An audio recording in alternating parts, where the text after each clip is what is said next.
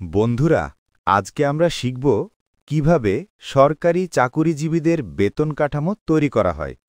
তাহলে চলুন দেরি না করে শুরু করা যাক আজকের কাজ।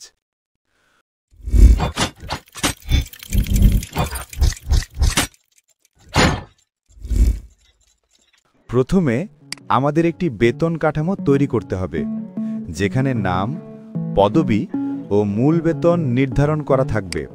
এবার আমাদেরকে শর্ত অনুযায়ী মূল বেতনের উপর নির্ভর করে সকল ফলাফল বের করতে হবে। আর এই কাজটির জন্য আমাদের আইএফ ফাংশন ব্যবহার করতে হবে।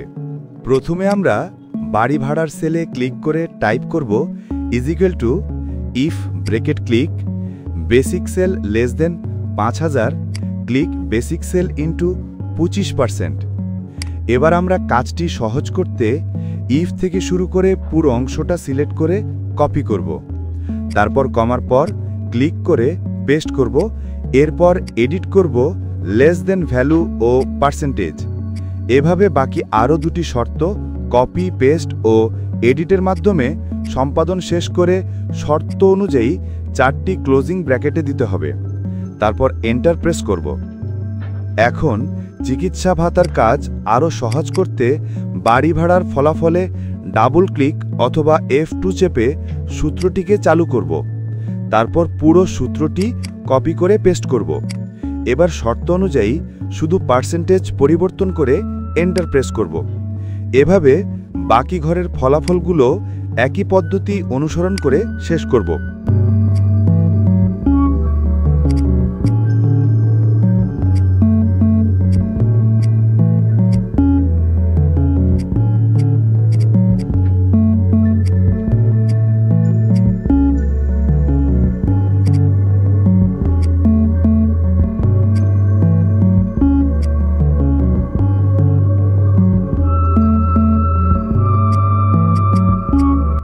এখন আমরা টোটাল মাইনাস সেলে ক্লিক করে বেতন থেকে কর্তনকৃত ভবিষ্যৎ তহবিল ও আয়করের মোট ফলাফল বের করব।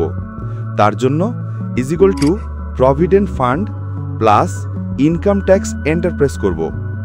সবশেষে প্রাপ্ত টাকার পরিমাণ বের করতে গ্রস স্যালারি অংশে ক্লিক করে টাইপ করতে হবে = সাম ফার্স্ট ব্র্যাকেট দিয়ে বেসিক সেল থেকে ট্রাভেল সেল অবধি সিলেক্ট করে ব্র্যাকেট ক্লোজ করে মাইনাস চিহ্ন দিয়ে টোটাল মাইনাস ফলাফলে ক্লিক করলে এন্টার প্রেস করলেই আমরা মোট টাকার পরিমাণ পেয়ে যাব।